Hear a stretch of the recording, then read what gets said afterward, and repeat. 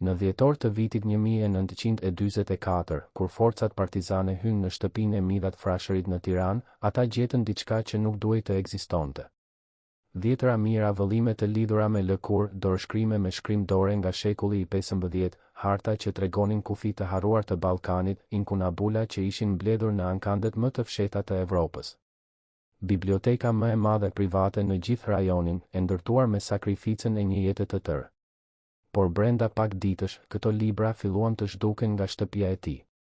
U ngarkuan në karroca, u transportuan nëpër rrugët e errëta të kryeqytetit dhe u derdhen në godinën e bibliotekës kombëtare, e cila deri atëherë kishte vetëm 15.000 vëllume të varfra.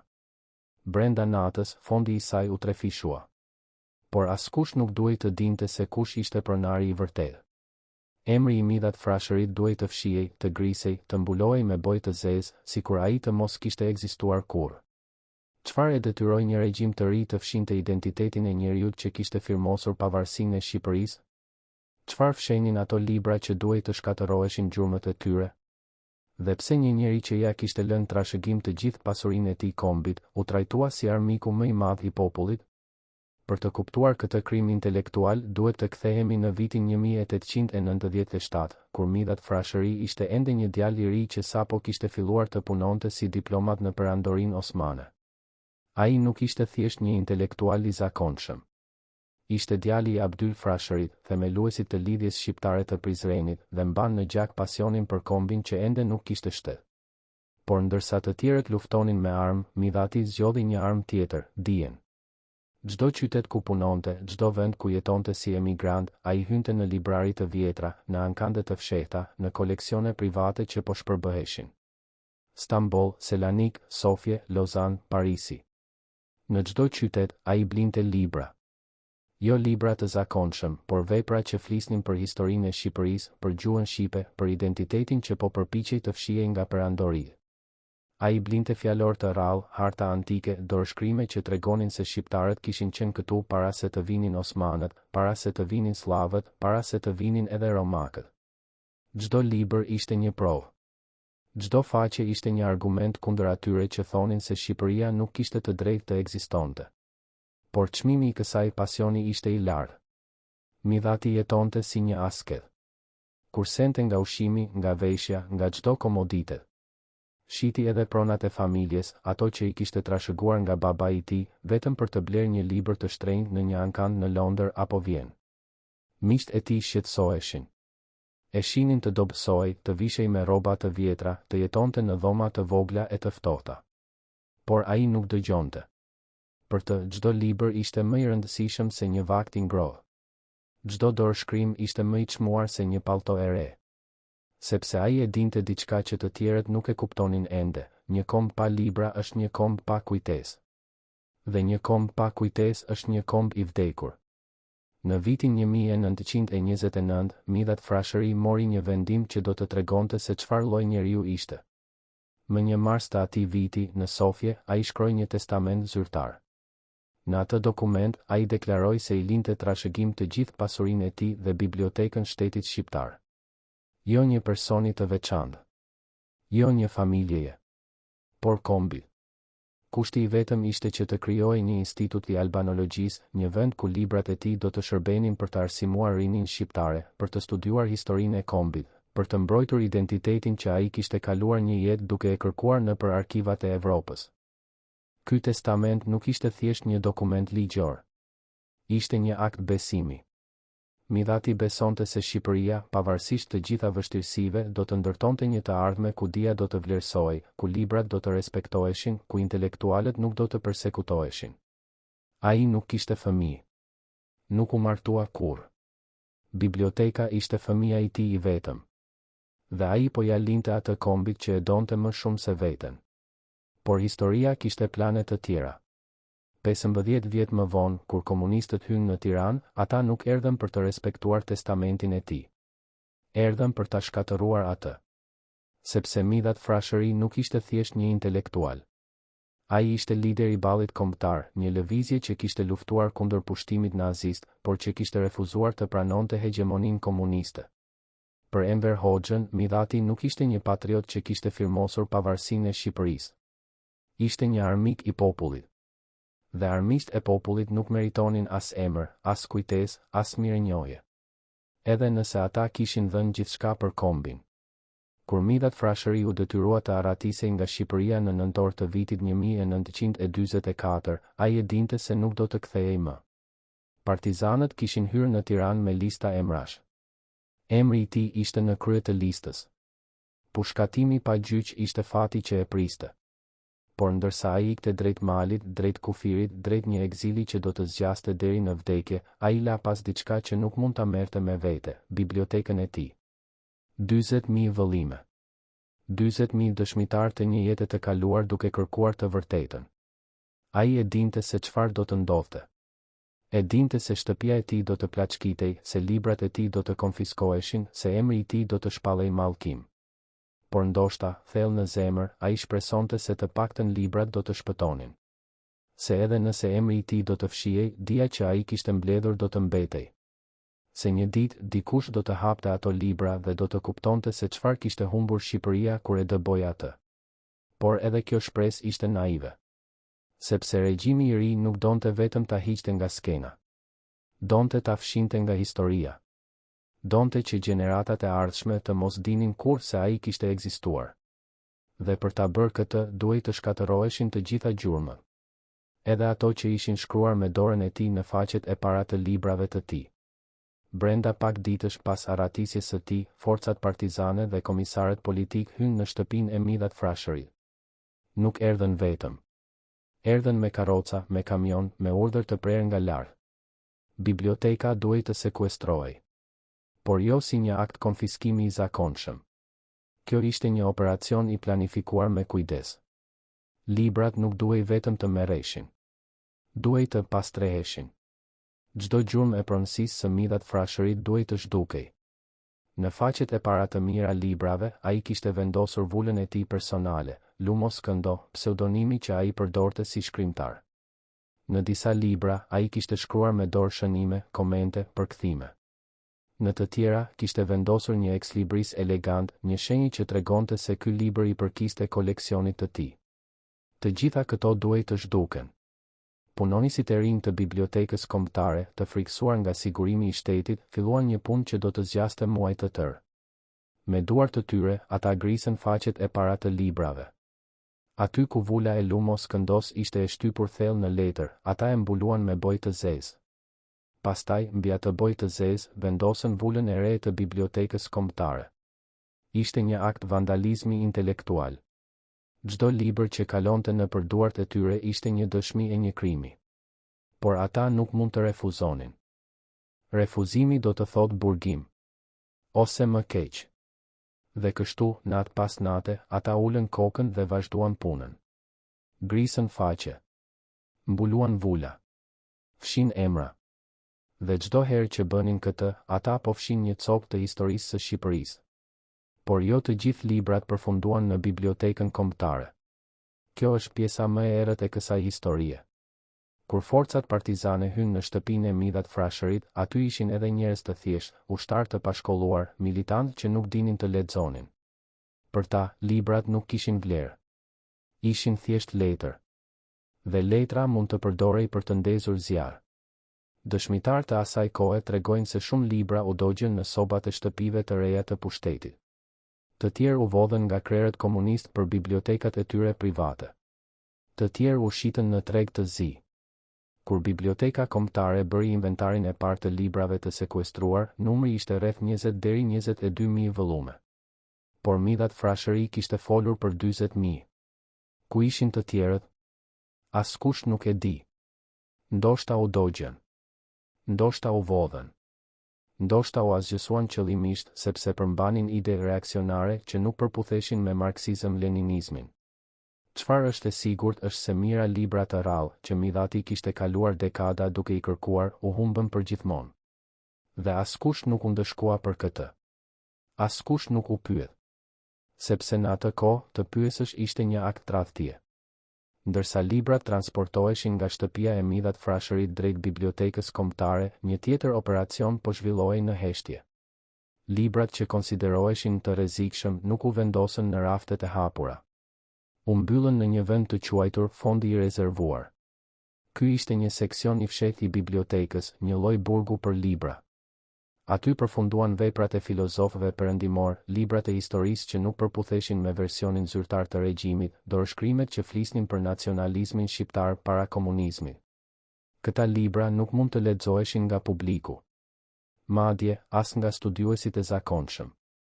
Vetëm njerëz të besuar të regjimit me leje të posaçme nga Ministria e Brendshme mund të hynin në atë seksion. Ishte sikur librat të ishin të burgosur politik. Dhe në një kuptim, ata ishin. Sepse një libër që nuk mund të lexohet është një libër i vdekur. Dhe një libër i vdekur nuk mund të transmetojë ide. Nuk mund të frymëzojë. Nuk mund të sfidojë pushtetin. Kjo ishte arsyeja pse regjimi i friksoi aq shumë bibliotekës së Midhat Frashëri. Jo sepse ai kishte qenë një armik politik, por sepse ai kishte qenë një njeri që besonte se dia është më e fortë se pushkët. Dhe një regjim që mbështetet në frikë nuk mund të tolerojë një besim të tillë. Në vitin 1949, Midhat Frashëri vdiq në New York.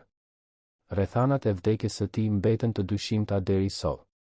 Ai ishte duke punuar për të krijuar një komitet të quajtur Shqipëria e Lirë, një organizatë që synonte të mobilizonte emigracionin shqiptar kundër regjimit komunist. Por një natë, ai u gjeti vdekur në dhomën e tij të hotelit. Vdekje e natyrshme, than autoritetet amerikane. Por shumë historianë besojnë se ishte një atentat i organizuar nga KGB-ja sovjetike në bashkëpunim me sigurimin e shtetit shqiptar. Nuk ka prova të qarta. Por ka një fakt të pamohueshëm, vdekja e tij ishte shumë e përshtatshme për regjimin e Enver Hoxhës. Sepse Midhati, edhe në ekzil, mbetej një figurë e rrezikshme. Emri i tij kishte peshë. Zëri i tij dëgjohej. Dhe një njeri i tillë, i gjallë, ishte një kërcënim. Por i vdekur, ai mund të heshte. Dhe heshti për 50 vjet. Në Shqipëri, emri i tij u ndalua. Nuk mund të përmendej në shkolla. Nuk mund të shkruaj në gazeta. Nuk mund të shqiptohej në publik. Fëmijët e lindur pas vitit 1945 u rritën pa ditur se kush ishte Midhat Frashëri. Nuk dinin se ai kishte firmosur pavarësinë. Nuk dinin se ai kishte krijuar bibliotekën më të madhe në Ballkan. Nuk dinin se ai ja kishte lënë trashëgim të gjithë pasurinë e tij kombit. Për ta, ai thjesht nuk ekzistonte. Ishte një emër i fshirë nga historia. Një fantazmë që regjimi kishte vendosur ta mbajtë të varrosur për gjithmonë. Por të vërtetat e varrosura kanë një cilësi të çuditshme, ato nuk vdesin kurrë plotësisht. Ato presin. Presin momentin kur dikush do të gërmojë thellë. Do të hap një arkiv të vjetër. Do të gjejë një dokument të harruar. Dhe do të fillojë të bëjë pyetje. Pas vitit 1991, kur regjimi komunist ra, studiuesit filluan të hynin në arkivat që kishin qenë të mbyllura për dekada. Aty, ata gjetën testamentin e Midhat Frashërit. Dokumentin e vitit 1929, ku ai deklaronte se ja linte bibliotekën kombit. Gjetën edhe urdhrat e sekuestrimit. Gjetën edhe raportet e sigurimit të shtetit që udhëzonin se si duhej të fshihej emri i tij. Dhe më e rëndësishmja, filluan të identifikonin librat e tij në bibliotekën kombëtare. Libra me faqe të grisura. Libra me vula të mbuluara me bojë të zezë.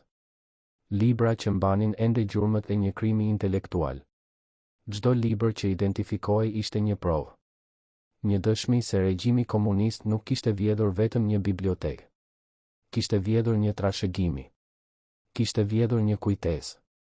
Kishte vjedhur një pjesë të identitetit të një kombi. Sot, kur ecni nëpër sallat e Bibliotekës Kombëtare të Shqipërisë, ju po ecni mbi themelet e një grabitjeje. Çdo rrafë që shihni, çdo libër i vjetër që prekni, ka një histori që nuk ju është treguar. Shumë prej atyre librave i përkasin Midhat Frashërit. Por emri i tij ende nuk është shkruar në pllakat përkujtimore. Ende nuk ka një bust të tij në hyrje. Ende nuk ka një sallë të quajtur me emrin e tij. Sepse edhe sot, 50 vjet pas rënies së komunizmit, Shqipëria nuk ka guximin të përballojë plotësisht të vërtetën. Të pranoj se një nga intelektualët më të mëdhenj të kombit u trajtua si një kriminal. Se një njeri që dha gjithçka për Shqipërinë u shpërblye me harresë.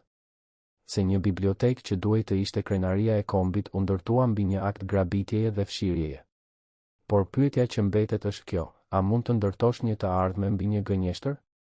A mund të pretendosh se je një komb i qytetëruar kur nuk ke guximin të pranosh krimet e së kaluarës? Dhe më e rëndësishmja, çfarë tjetër po fshihet ende në ato arkiva? Çfarë emrash të tjerë janë ngrisur nga faqet e historisë? Çfarë të vërtetash të tjera po presin të zbulohen?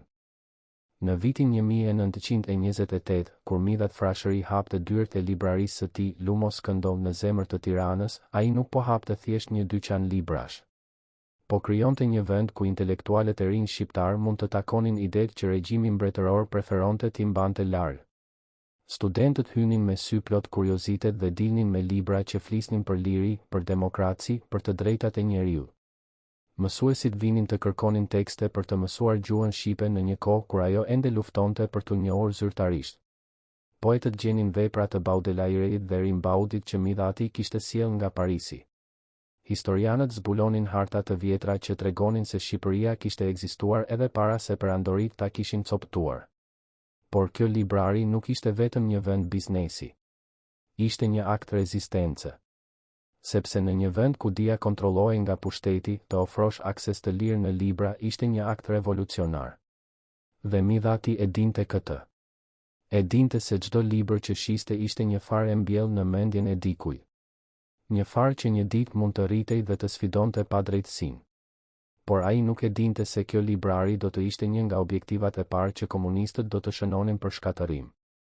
Sepse një regjim që friksohet nga e kaluara friksohet edhe më shumë nga e ardhmja që mund të ndërtohet mbi dijen. Kur partizanët hynë në Tiranë në nëntor të vitit 1944, libraria Lumos Këndo u plaçkit brenda pak orëve. Dëshmitar të asaj kohe tregojnë se ushtar të rinj, shumica prej tyre analfabet, hynë me çizme të rënda dhe filluan të hidhnin libra nga raftet.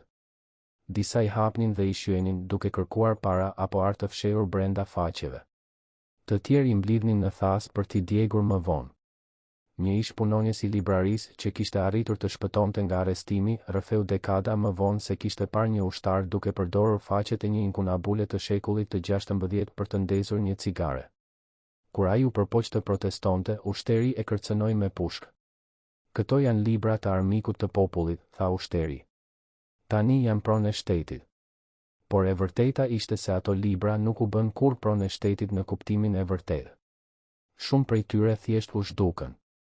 U shpërndan në duart e atyre që nuk e kuptonin vlerën e tyre. U shndërruan në tym dhe hi. Dhe askush nuk mbajti një regjistër të asaj që humbi atë ditë. Askush nuk numëroi sa vepra të rralla u asgjësuan përgjithmonë. Sepse në atë kaos, në atë eufori të dhunshme të çlirimit, vlera e një libri ishte zero. Vlera e dijen ishte zero. Ajo që kishte vlerë ishte vetëm besnikëria ndaj partisë. Dhe Midhat Frashëri nuk kishte besnikëri ndaj partisë. Prandaj, çdo gjë që mbante emrin e tij duhej të shkatërrohej. Por historia e kësaj grabitjeje nuk është vetëm një histori e librave të humbur. Është një histori e njerëzve të humbur. Njerëz që punuan për Midhat Frashërin, që e respektuan, që mësuan prej tij dhe që pastaj u detyruan të heshtën për 50 vjet. Një prej tyre ishte një grua e re që kishte punuar si bibliotekare në librarinë Lumos Këndo. Ajo nuk dha kur një intervistë publike, por në vitet e fundit të jetës, ajo i rrëfeu një nipi të saj diçka që e kishte munduar për dekada. Ajo tregoi se në ditët e para pas hyrjes së partizanëve, ajo kishte fshehur disa nga librat më të çmuar të Midhatit në shtëpinë e saj. Nuk e bëri këtë për t'i vjedhur. E bëri sepse shpresonte se një ditë do të mund t'i kthente. Por kur Midhati u shpall armik i popullit, ajo u friksua. Nëse do të gjendeshin ato libra në shtëpinë e saj, ajo do të arrestohej. Familja e saj do të persekutohej.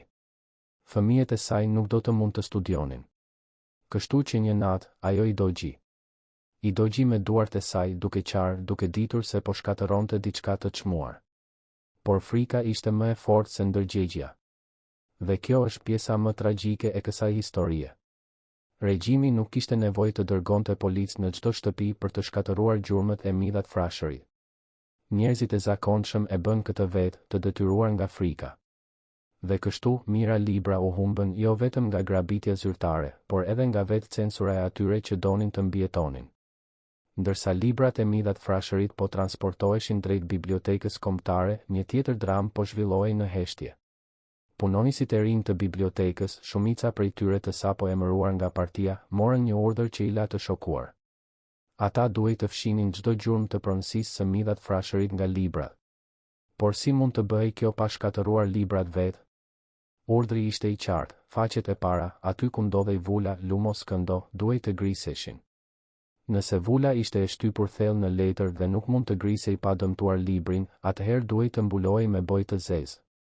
Dhe mbi atë bojë duhej të vendosej vula e re e bibliotekës kombëtare. Ishte një punë e ngadaltë, e lodhshme dhe thellësisht e dhimbshme për ata që e kuptonin se çfarë po bënin. Një ish punonjës që foli anonim në vitet 90, rrëfeu se ai kaloi muaj të tërë duke grisur faqe. Duart i dridheshin çdo herë që hapte një libër të ri. Sepse ai e dinte se çdo faqe që grisej ishte një copë e historisë që po zhdukej. Por ai nuk mund të refuzonte. Refuzimi do të thotë largim nga puna. Dhe largimi nga puna do të thotë që familja e tij do të vuante. Kështu që ai vazhdoi. Gris faqe. Mbuloi vula. Fshiu emra. Dhe çdo natë, kur kthehej në shtëpi, ai nuk mund të flinte. Sepse ai e dinte se po bëhej bashkëfajtor i një krimi që historia një ditë do ta gjykonte. Por jo të gjithë punonisit e bibliotekës kombëtare ishin të detyruar të bënin këtë punë. Disa e bën me kënaqësi. Disa besonin vërtet se midhat frashëri ishte një armik i popullit dhe se fshirja e emrit të tij ishte një akt drejtësie. Këta ishin militantët e rinj të partisë, të indoktrinuar me propagandën e regjimit, të bindur se çdo gjë që kishte ndodhur para çlirimit ishte e korruptuar dhe e prapambetur. Për ta, librat e midhatit nuk ishin një trashëgimi kombëtare. Ishin prona e konfiskuar nga një tradhtar. Dhe tradhtarët nuk meritonin as emër, as kujtesë. Kjo ndarje mes atyre që vuanin për atë që po bënin dhe atyre që e bënin me krenari krijoi një atmosferë të rëndë brenda bibliotekës kombëtare. Kolegët nuk flisnin me njëri tjetrin. Askush nuk dinte kujt mund t'i besonte. Sepse mjaftonte një fjalë e gabuar, një koment i vogël simpatik për midhat frashërin dhe raporti shkonte te sigurimi i shtetit. Dhe një raport të sigurimi i shtetit mund të thoshte fundi i karrierës, burgu, apo edhe më keq. Kështu që heshtja u bë mënyra e vetme e mbijetesës. Dhe në atë heshtje, krimi vazhdoi. Ditë pas dite. Muaj pas muaji. Vit pas viti. Derisa emri i midhat frashërit u bë një fantazm që askush nuk guxonte ta shqiptonte. Por ndërsa emri i tij po fshihej në Shqipëri, midhat frashëri po bëhej një figurë gjithnjë e më e rëndësishme në emigracion. Në Itali, në Greqi, në Egjipt, shqiptarët që kishin ikur nga regjimi komunist e shihnin atë si një lider të natyrshëm.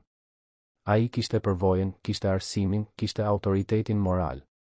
Ai kishte firmosur pavarësinë e Shqipërisë. Kishte qenë kryetari i qeverisë në vitet e para të luftës. Kishte luftuar kundër pushtimit nazist. Dhe tani po luftonte kundër pushtimit komunist. Por Enver Hoxha e dinte se midhati, edhe në ekzil, ishte një kërcënim. Sepse ai kishte diçka që Hoxha nuk kishte, legjitimitet historik. Hoxha kishte ardhur në pushtet me armë. Midhati kishte ardhur në politik me ide. Hoxha mbështetej në frikë. Midhati mbështetej në respekt. Dhe një njeri i tillë, i gjallë, mund të mobilizonte emigracionin. Mund të krijonte një lëvizje që do të sfidonte regjimin. Mund të bëhej një simbol i rezistencës. Prandaj, midhati duhej të heshte. Dhe mënyra më e sigurt për ta heshtuar ishte ta eliminonte fizikisht. Por si mund ta bënte këtë Hoxha pa lënë gjurmë? Si mund ta vriste një figurë kaq të njohur në emigracion pa u akuzuar vetë? Përgjigja erdhi nga Moska. Sepse në atë kohë, Shqipëria ishte ende një aleat besnik i Bashkimit Sovjetik. Dhe KB-ja kishte përvojë në eliminimin e armiqve të popullit jashtë vendit. Ata e kishin bërë me Trotskyn, mund ta bënin edhe me midhat frashërin. Në 3 tetor të vitit 1949, midhat frashëri u gjeti vdekur në dhomën e tij të hotelit në New York. Ai ishte 68 vjeç. Kishte probleme me zemrën, por nuk ishte në gjendje kritike. Kishte takime të planifikuara për ditët e ardhshme. Kishte projekte që donte t'i përfundonte. Nuk kishte asnjë shenjë se po përgatitej për vdekje. por një mëngjes, ai thjesht nuk u zgjua. Autoritetet amerikane bën një hetim të shkurtër dhe konkluduan se ishte vdekje e natyrshme. Infarkt. Asnjë shenjë dhune. Asnjë provë helmimi. Rasti u mbyll.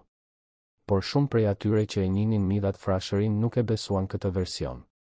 Ata e dinin se ai kishte armiq të fuqishëm.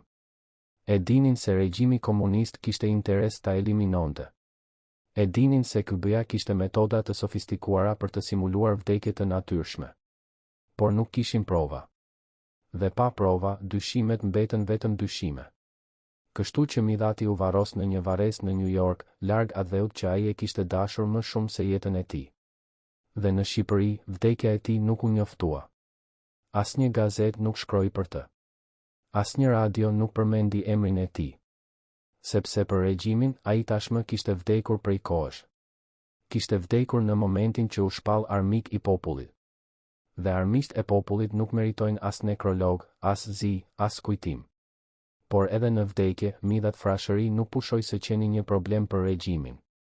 Sepse në emigracion, ai u bë një martir. Emri i tij u përdor si një simbol i rezistencës kundër komunizmit. Organizatat e emigrantëve shqiptar filluan të organizonin përkujtimore në nderim të tij.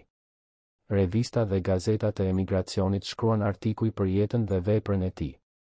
Dhe çdo artikull, çdo përkujtim, çdo fjalim që përmendnin emrin e tij ishin një goditje për propagandën e regjimit. Sepse regjimi kishte ndërtuar një narrativ ku Midhat Frashëri ishte një tradhtar, një fashist, një armik i popullit. Por emigrantët e dinin të vërtetën. Ata e dinin se ai kishte qenë një patriot. Ata e dinin se ai kishte luftuar për Shqipërinë kur shumë të tjerë kishin heshtur. Ata e dinin se ai kishte dhënë gjithçka për kombin. Dhe kjo e vërtet, edhe pse e ndaluar në Shqipëri, vazhdoi të jetonte jashtë kufive. Vazhdoi të transmetoi nga një brez në tjetrin. Vazhdoi të priste momentin kur do të mund të kthehej në atë. Dhe ai moment erdhi në vitin 1991, kur regjimi komunist ra dhe arkivat filluan të hapeshin. Por edhe atëherë, e vërteta nuk erdhi lehtë. Sepse ata që kishin qenë bashkëfajtor të krimit ndaj Midhat Frashërit ishin ende gjallë. Dhe shumë prej tyre ishin ende në pozicione pushteti. Kur studiuesit filluan të hulumtonin në arkivat e bibliotekës kombëtare pas vitit 1991, ata zbuluan diçka që i la pa fjalë. Mira libra me faqe të grisura. Mira libra me vula të mbuluara me bojë të zezë. Mira libra që mbanin ende gjurmët e një krimi intelektual. Por identifikimi i këtyre librave nuk ishte i lehtë. Sepse vula Lumos Këndo ishte e mbuluar. Emri i Midhat Frashërit ishte i fshirë. Si mund të provojë se këta libra i kishin përkitur atij? Përgjigja erdhi nga një zbulim i rastësishëm. Një studiues, duke shfletuar një libër të vjetër, vuri re se bojë e zezë që mbulonte vulën filloi të zbehej me kalimin e kohës. Dhe nën atë bojë filloi të dukej një formë. Një shkronjë. Një fjalë. Lumos Këndo. Ishte sikur libri vet po dëshmonte për krimin që ishte bërë. Studiuesi filloi të kontrollonte libra të tjerë. Dhe në shumë prej tyre, e njëjta gjë. Bojë e zbehë. Vula e fshehur. Emri i mohuar. Ishte një zbulim që ndryshoi gjithçka. Sepse tani, për herë të parë, ekzistonin prova fizike të asaj që kishte ndodhur. Nuk ishin më vetëm dëshmi gojore. Nuk ishin më vetëm dokumente arkivore. Ishin librat vetë. Dhe librat nuk gënjejnë. Por edhe me këto prova, rruga drejt drejtësisë ishte e gjatë. Sepse të pranosh se Biblioteka Kombëtare e Shqipërisë ishte ndërtuar mbi një akt grabitjeje do të thoshte të pranosh se shteti shqiptar kishte kryer një krim ndaj një prej intelektualëve të tij më të mëdhenj. Do të thoshte të pranosh se gjenerata të tëra ishin rritur me një gënjeshtër. Do të thoshte të pranosh se ata që kishin urdhëruar këtë krim dhe ata që e kishin ekzekutuar nuk ishin kurrë ndëshkuar. Dhe kjo ishte një e vërtetë që shumë njerëz në pushtet nuk donin ta përballeshin. Sepse disa prej tyre kishin qenë vetë pjesë e atij sistemi. Disa kishin qenë punonjës të Bibliotekës Kombëtare në vitet 50 e 60. Disa kishin qenë ata që kishin ngrisur faqet, që kishin mbuluar vulat, që kishin fshirë emrat. Dhe tani, ata ishin në pozicione të larta. Ishin profesor. Ishin drejtor. Ishin këshilltar të qeverisë. Si mund të pranonin se kishin qenë bashkëfajtor të një krimi? Si mund të kërkonin falje për diçka që kishin bërë në presionin e një regjimi që tani nuk ekzistonte më? Kështu që heshtja vazhdoi. Jo heshtja e frikës, por heshtja e turpit. Dhe kjo heshtje është arsyeja pse, edhe sot, emri i Midhat Frashërit nuk është shkruar me shkronja të mëdha në hyrjen e bibliotekës kombëtare. Pse nuk ka një sallë të quajtur me emrin e tij? Pse nuk ka një bust që të kujtoj sakrificën e tij? Sepse të bësh këtë do të thoshte të pranosh fajin. Dhe faji është diçka që shumë njerëz preferojnë ta varrosin së bashku me të vdekurit. Por a mund të varrosen të vërtetat përgjithmonë? A mund të hesh historia kur librat vet po flasin? Çdo libër me faqe të grisura është një dëshmitar. Çdo vulë e mbuluar është një provë. Çdo emër i fshirë është një akuzë. Dhe sa më shumë që studiuesit gërmojnë, aq më shumë zbulojnë. Jo vetëm për Midhat Frashërin, por edhe për dhjetëra intelektual të tjerë që u trajtuan në të njëjtën mënyrë. Shkrimtar, poet, historian, filozof.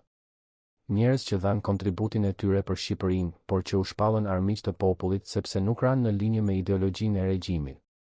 Bibliotekat e tyre u konfiskuan. Emrat e tyre u fshin. Kujtimi i tyre u ndalua. Dhe sot, shumë prej këtyre emrave janë ende të panjohur për gjeneratën e re. Sepse historia që u mësua në shkolla ishte një histori e censuruar. Një histori ku vetëm heronjtë e regjimit kishin vend. Ku vetëm ata që kishin luftuar me pushk kishin vlerë. Ku ata që kishin luftuar me ide ishin të padukshëm. Por koha po ndryshon. Arkivat po hapen. Librat po flasin. Dhe pyetja që mbetet është kjo, a do të ketë Shqipëria guximin të dëgjojë? A do të ketë guximin të pranojë se ka ndërtuar një pjesë të identitetit të saj mbi një gënjeshtër? A do të ketë guximin t'i kthejë emrin atyre që ja mori padrejtësisht? Apo do të vazhdoj të hesh, duke shpresuar se koha do t'i varros të vërtetat që nuk dëshiron t'i përballojë? Imagjinoni një njeri që ka kaluar 50 vjet duke mbledhur çdo copë të historisë së kombit të tij. Çdo libër, çdo dorëshkrim, çdo hartë e vjetër ishte një copë e identitetit që ai po përpiqej ta ruante nga harresa. Tani imagjinoni se ky njeri, në vitin 1929, shkruan një testament ku deklaron se ja lë të gjithë këtë thesar kombit të tij. Jo një personi. Jo një institucioni privat. Por shtetit shqiptar me kushtin e vetëm që të krijohet një institut i albanologjisë ku rinia do të mund të studionte historinë e vërtetë të Shqipërisë. Ky testament ekziston. Është i ruajtur në arkivin qendror të shtetit. Çdo fjalë e tij është e qartë, e saktë, e pakontestueshme. Midhat Frashëri ja la trashëgim bibliotekën e tij kombit shqiptar 15 vjet para se komunistët të hynin në Tiranë. Por kur ata hyn, ata nuk erdhën për të respektuar vullnetin e tij. Erdhën për ta vjedhur atë që ai tashmë e kishte dhuruar. Dhe më e keqja, ata e bën këtë duke pretenduar se po i shërbenin popullit. Por nëse po i shërbenin popullit, pse duhej të fshihej emri i dhuruesit? Nëse biblioteka ishte vërtet për të mirën e kombit, pse duhej të griseshin faqet ku shkruhej Lumo Skëndo? Nëse qëllimi ishte të ruante dijen, pse mijëra libra u mbyllën në fondin e rezervuar ku askush nuk mund t'i lexonte? E vërteta është e thjeshtë dhe e tmerrshme, regjimi nuk donte të ruante dijen. Donte ta kontrollonte. Dhe kontrolli fillonte me fshirjen e kujtimeve të atyre që kishin menduar ndryshe. Por si ndiej Midhat Frashëri në ato ditë të fundit të nëntorit 1944, kur po përgatitej të largohej nga Shqipëria për herë të fundit? Ai ishte 63 vjeç. Trupi i tij kishte filluar të jepte shenja lodhjeje. Flokët ishin bërë plotësisht të bardhë. Duart i dridheshin kur shkruante. Shikimi i ishte dobësuar nga vitet e leximit në ndritë të dobët. Por më e keqja nuk ishte trupi.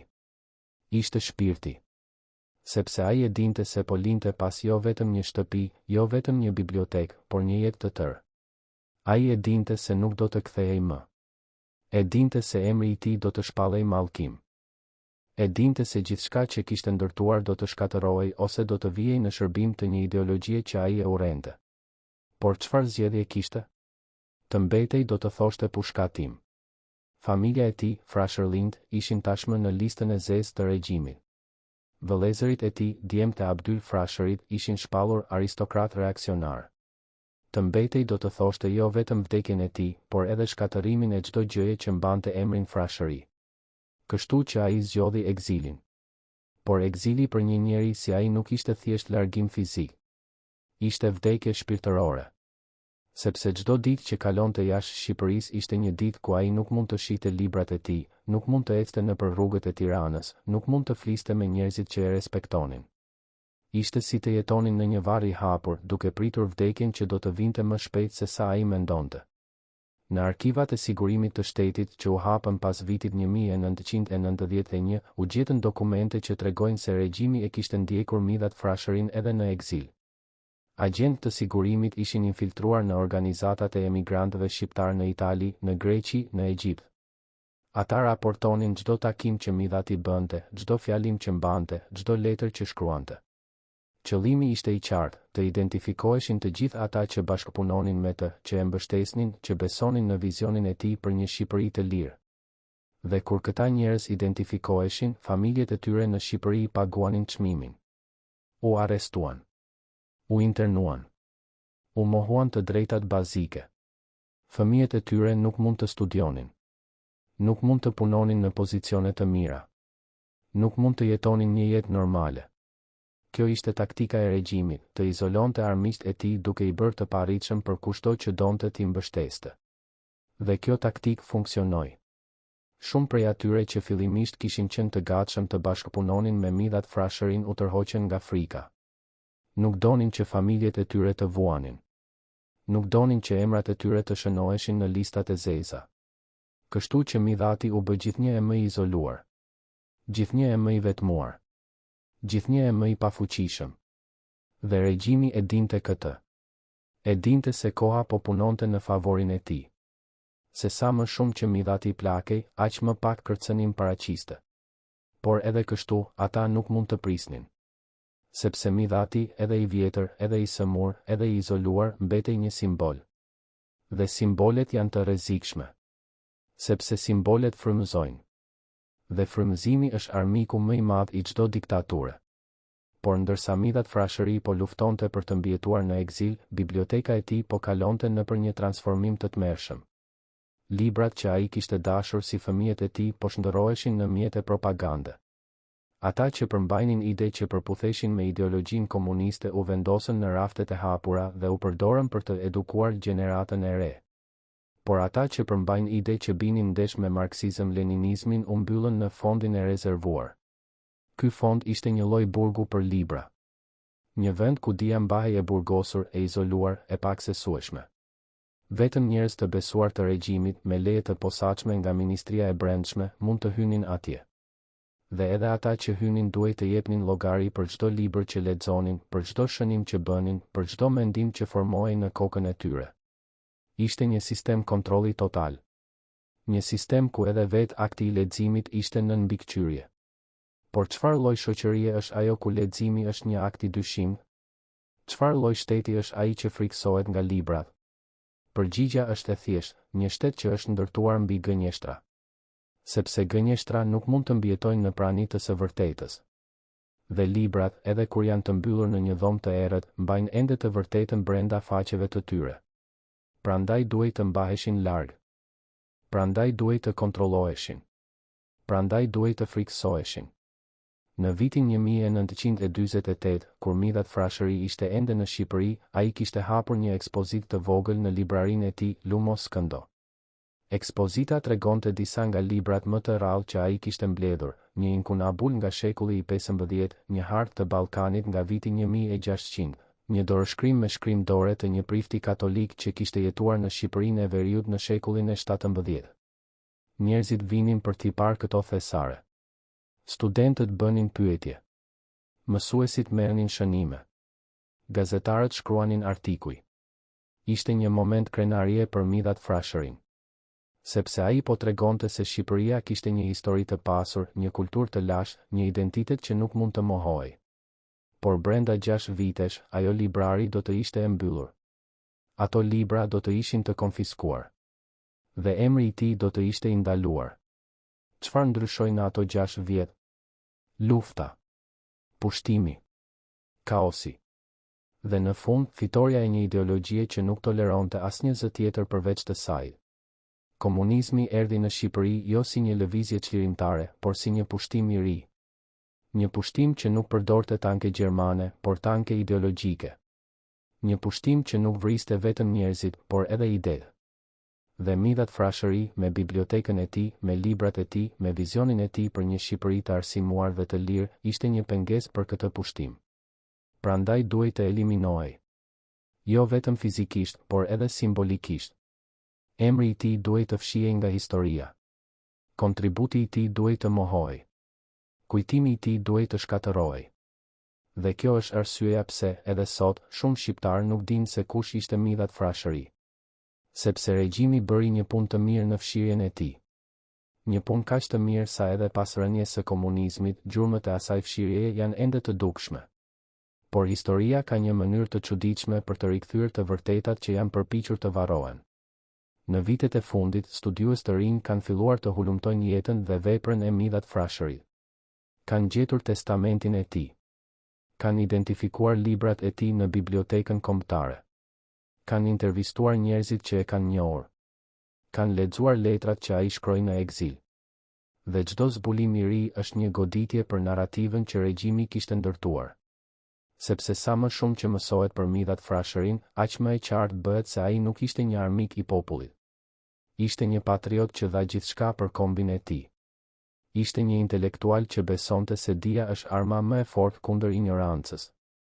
Ishte një njeri që, edhe kur e dinte se do të humbiste gjithçka, zgjodhi të mbetej besnik ndaj vlerave të tij. Por pyetja që mbetet është kjo: pse duhet që studiues të rinj të zbulojnë këto të vërteta? Pse nuk i mëson shteti shqiptar në shkolla? Pse nuk ka një muze të dedikuar për jetën e tij? Pse nuk ka një çmim letrar me emrin e tij? Pse biblioteka kombëtare që u ndërtua mbi thesarin e tij nuk ka asnjë pllak përkujtimore që të tregojë se kush ishte dhuruesi i vërtetë i atij fondi? Përgjigjja është e dhimbshme, sepse të pranosh kontributin e Midhat Frashërit do të thoshte të pranosh se regjimi komunist kreu një krim ndaj tij. Dhe ka ende njerëz në pozicione pushteti që nuk duan ta pranojnë këtë. Sepse disa prej tyre ishin pjesë e atij sistemi. Disa prej tyre përfituan nga ajo grabitje. Dhe disa prej tyre thjesht nuk kanë guximin moral për të përballuar të vërtetën. Por ndërsa shteti hezitonte, një tjetër forcë po fillonte të vepronte, familjet e atyre që kishin vuajtur nën regjim. Nipërit dhe mbesat e Midhat Frashërit që kishin rritur duke dëgjuar histori për gjyshin e tyre të madh, filluan të kërkojnë drejtësi. Jo drejtësi në kuptimin e dënimit të dikujt, sepse shumica e atyre që kishin urdhëruar krimin ishin tashmë të vdekur. Por drejtësi në kuptimin e njohjes. Njohje se Midhat Frashëri kishte qenë një hero kombëtar. Njohje se biblioteka e tij ishte një dhuratë për kombin. Njohje se emri i tij meritonte të shkruhej me shkronja të arta në historinë e Shqipërisë. Dhe ngadalë, shumë ngadalë, kjo njohje po vinte. Në vitin 2015, një grup studiuesish organizuan një konferencë të dedikuar për jetën dhe veprën e Midhat Frashërit.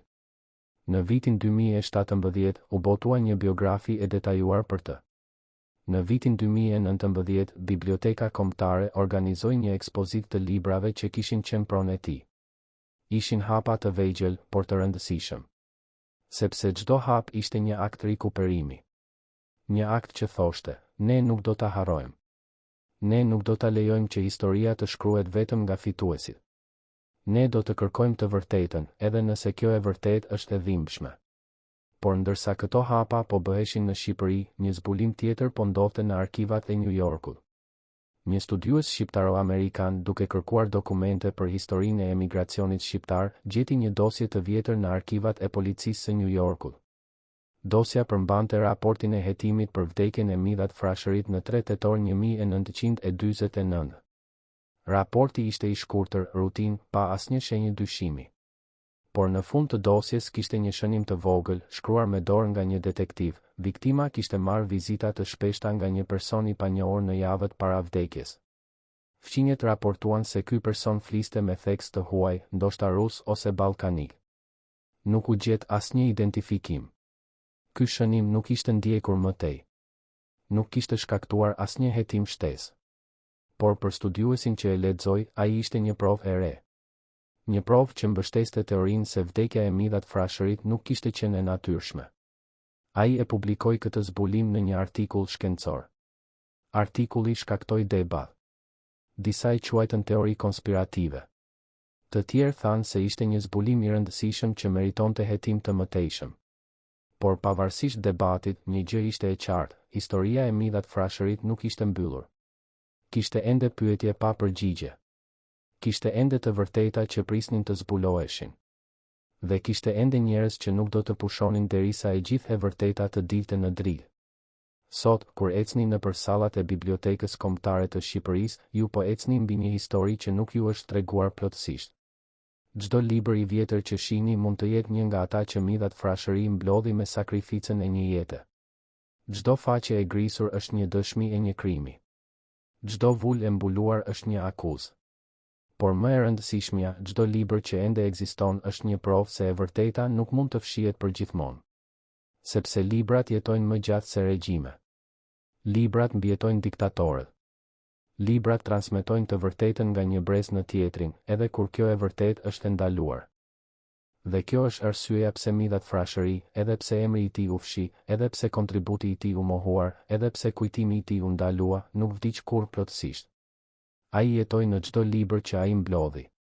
Ai jetoi në çdo faqe që ai lexoi. Ai jetoi në çdo ide që ai transmetoi. Dhe sot, kur e vërteta po fillon të dalë në dritë, ai po kthehet. Jo fizikisht, por simbolikisht. Po kthehet si një kujtesë e asaj që humbi Shqipëria kur zgjodhi frikën mbi dijen.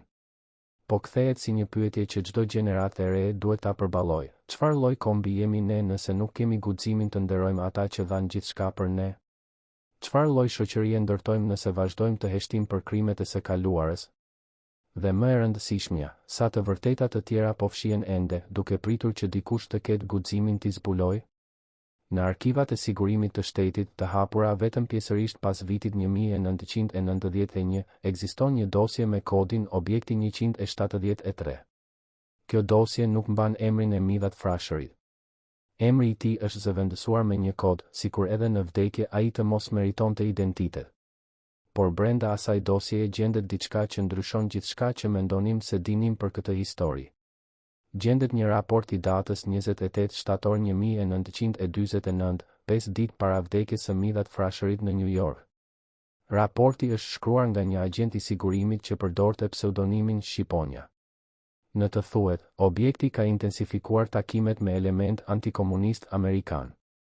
Plani i tij për krijimin e një qeverie në ekzil po merr formë konkrete. Kontaktet e tij me shërbime perëndimore janë konfirmuar. Rekomandohet ndërhyrje e menjëhershme. 5 ditë më vonë, midhat frashëri ishte i vdekur. Rastësi? Apo ekzekutimi i një urdhri që erdhi nga Tirana, kaloi nëpër Moskë dhe u zbatua në një dhomë hoteli në New York? Nuk ka prova të drejtpërdrejta. Por ka një zinxhir ngjarjesh që është shumë i përpikt për t'u quajtur rastësi. Dhe kjo dosje, e fshehur për 50 vjet, është copë e parë e një puzle që po fillon të merr formë. Por sa copë të tjera mungojnë ende? Sa të vërteta të tjera janë ende të varrosura në ato arkiva që shteti shqiptar nuk guxon t'i hapë plotësisht?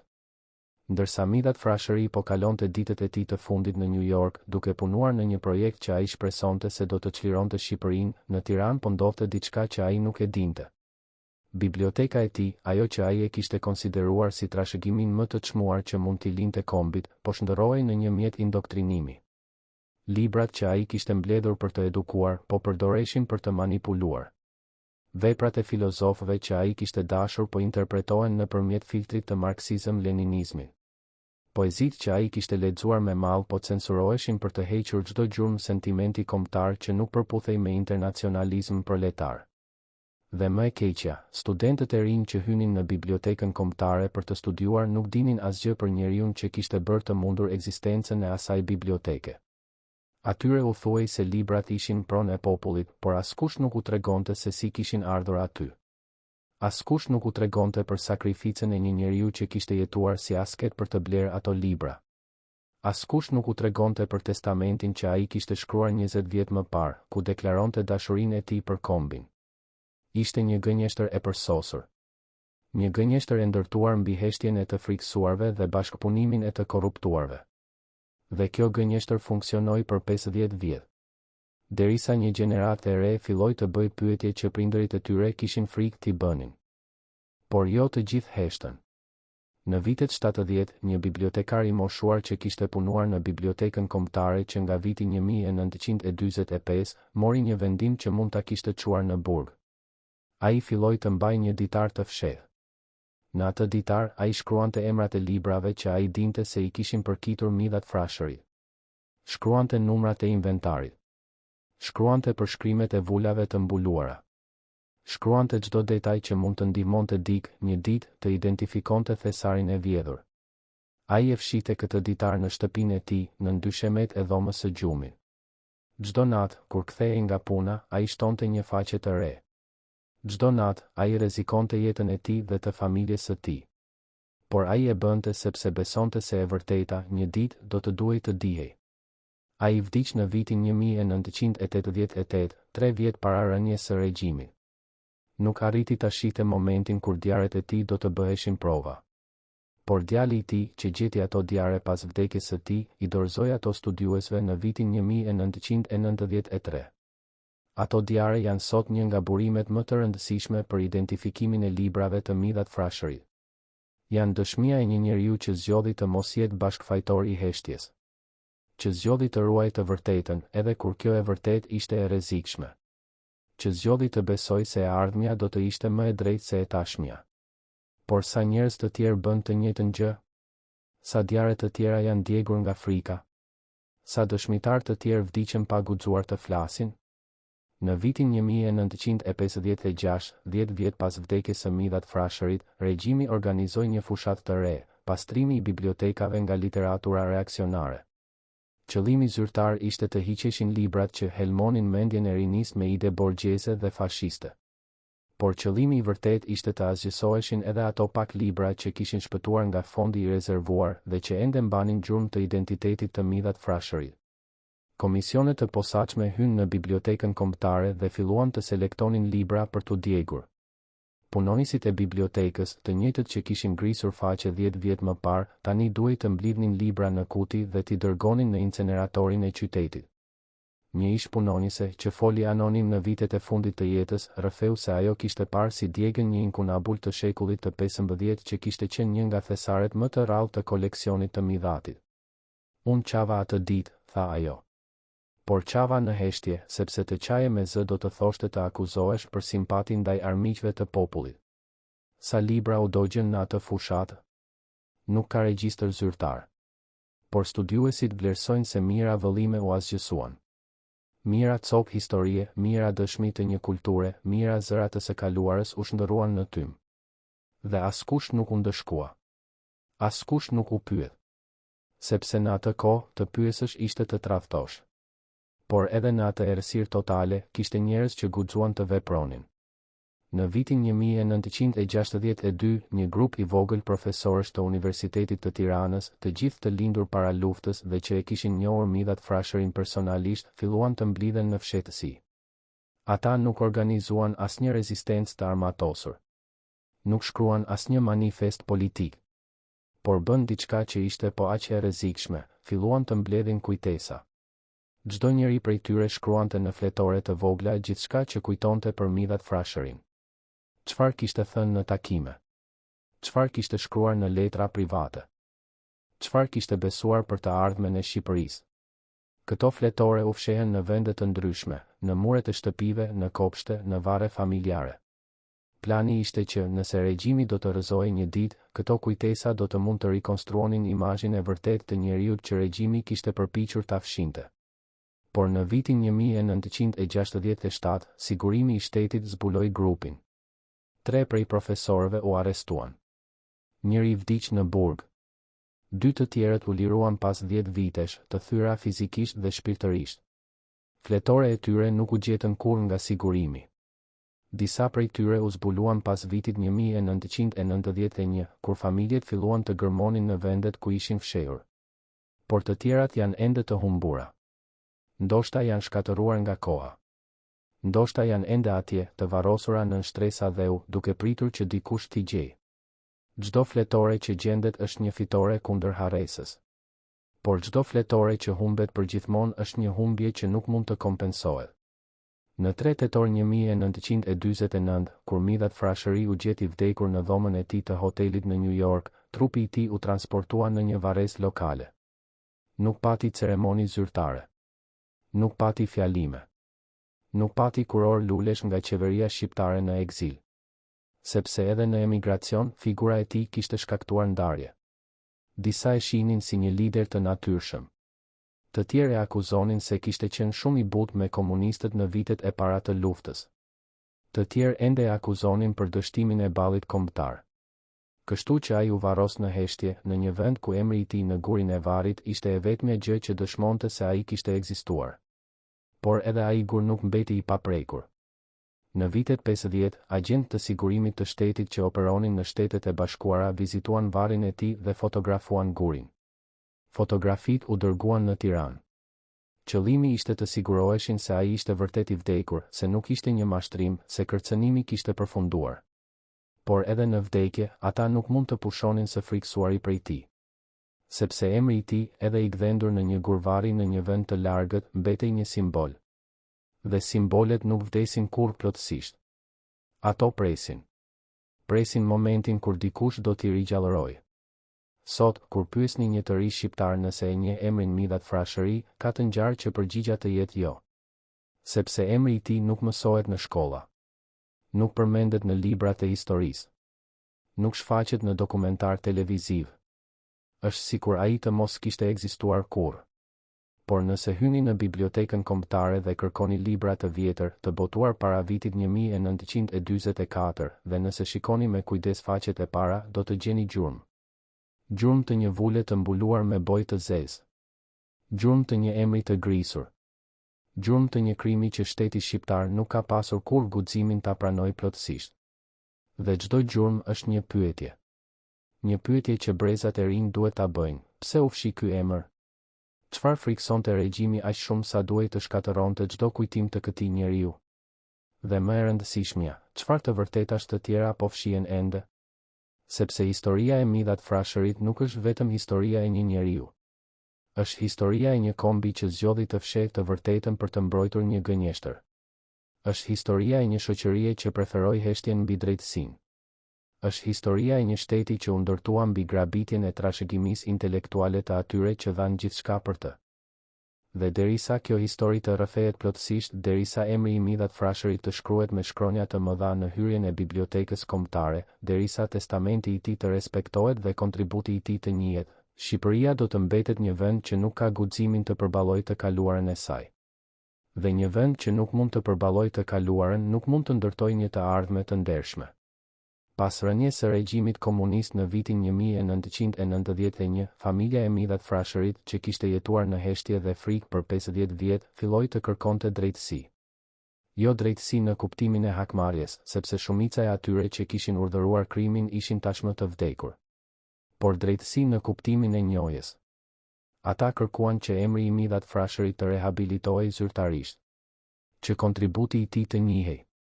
Që biblioteka që ai kishte mbledhur dhe ja kishte lënë trashëgim kombit të pranohej si e tilla. Procesi ishte i ngadaltë dhe i dhimbshëm. Duhej të luftonin kundër një burokratie që ende mbante mentalitetin e vjetër. Duhej të përballeshin me njerëz që kishin qenë pjesë e sistemit të vjetër dhe që nuk donin të pranonin fajin. Duhej të bindin një shoqëri që ishte lodhur nga e kaluara dhe që donte të shikonte përpara, jo mbrapa. Por ata nuk u dorëzuan. Dhe ngadalë, shumë ngadalë, filloi të ndodhte diçka. Në vitin 2005, Midhat Frashëri u shpall zyrtarisht hero i kombit. Në vitin 2010, një sallë e bibliotekës kombëtare u quajt me emrin e tij. Në vitin 2015, u vendos një bust i tij në oborrin e Universitetit të Tiranës. Ishin hapa të vegjël, por të rëndësishëm. Sepse çdo hap ishte një njohje se e vërteta, edhe pse e vonuar, kishte filluar të dilte në dritë. Por çfarë ndodhi me ata që e tradhtuan? Me ata që urdhëruan konfiskimin e bibliotekës së tij? Me ata që grisën faqet e librave? Me ata që mbuluan vulat? Me ata që e fshinin emrin e tij nga historia? Shumica vdiqën pa u ndëshkuar. Disa jetuan deri në pleqëri duke mbajtur sekretet e tyre. Disa madje vazhduan të punonin në pozicione të larta edhe pas rënies së regjimit. Sepse Shqipëria, si shumë vende të tjera që dolën nga diktatura, zgjodhi të mos hapte të gjitha plagët. Zgjodhi të mos gjykonte të gjithë fajtorit. Zgjodhi një lloj amnistie kolektive me shpresën se kjo do të ndihmonte vendin të lëvizte përpara. Por çmimi i kësaj zgjedhje ishte i lartë. Sepse pa drejtësi nuk ka pajtim të vërtetë. Pa njohjen e fajit nuk ka shërim. Dhe pa mësimin e historisë ka rrezikun që gabimet e së kaluarës të përsëriten. Dhe çfarë ndodhi me Shqipërinë? Me vendin që midhat frashëri e kishte dashur aq shumë sa kishte dhënë gjithçka për të? Shqipëria vazhdoi të luftonte me demonët e së kaluarës. Vazhdoi të përpiqej të ndërtonte një demokraci mbi themelet e një diktature. Vazhdoi të kërkonte identitetin e saj në një botë që ndryshonte shpejt. Dhe në këtë kërkim, historia e midhat frashërit u bë një pasqyrë. Një pasqyrë që tregonte se çfarë humbet një komb kur zgjedh frikën mbi dijen. Kur zgjedh gënjeshtrën mbi të vërtetën. Kur zgjedh harresën mbi kujtesën. Sepse midhat frashëri nuk ishte thjesht një njeri. Ishte një ide. Ideja se dija është më e fortë se pushkët. Se librat janë më të vlefshëm se ari. Se një komb pa kujtesë është një komb i vdekur. Dhe kjo ide, edhe pse u përpoq të fshihej për 50 vjet, nuk vdiq kurrë. Jetoj në çdo libër që ai mblodhi. Jetoj në çdo faqe që ai lexoi. Jetoj në çdo student që, edhe pa e ditur, përfitoi nga trashëgimia që ai la. Por pyetja që mbetet, pyetja që do të mbetet për gjeneratat e ardhshme, është kjo: kush në të vërtetë fitoi nga kjo histori? Kush përfitoi nga vjedhja e bibliotekës së midhat frashërit? Enver Hoxha, që urdhëroi krimin, vdiq në pushtet, por emri i tij sot është sinonim i tiranisë. Ata që ekzekutuan urdhrat e tij jetuan në frikë dhe vdiqën në heshtje. Ata që heshtën nga frika mbartën fajin për gjithë jetën. Por kush fitoi? Ndoshta askush. Sepse një komb që vjedh trashëgimin e intelektualëve të vet është një komb që vjedh të ardhmen e vet, një komb që fsheh të vërtetën është një komb që ndërton mbi rër. Dhe një komb që nuk ka guximin të përballojë krimet e së kaluarës është një komb që është i dënuar t'i përsërisë ato. Kjo është mësimi i historisë së midhat frashërit. Një mësim që Shqipëria ende nuk e ka mësuar plotësisht. Sepse edhe sot ka arkiva që nuk janë hapur. Ka dosje që nuk janë deklasifikuar. Ka emra që nuk janë rehabilituar. Ka të vërteta që ende fshihen. Dhe derisa këto të vërteta të dalin në dritë, historia e midhat frashërit do të mbetet një histori e paplotë. Një histori që pret përfundimin e saj. Një histori që pret drejtësinë që i takon. Por kush do të ketë guximin ta shkruajë atë përfundim? Kush do të hap ato arkiva? Kush do të thotë emrat e atyre që urdhëruan, që ekzekutuan, që heshtën? Apo do të vazhdojmë të heshtim, duke shpresuar se koha do t'i varrosë të vërtetat që nuk kemi guximin t'i përballojmë? Përgjigjja e kësaj pyetjeje do të përcaktojë jo vetëm se si do të kujtohet midhat frashëri, por edhe se çfarë lloj kombi do të jetë Shqipëria në të ardhmen.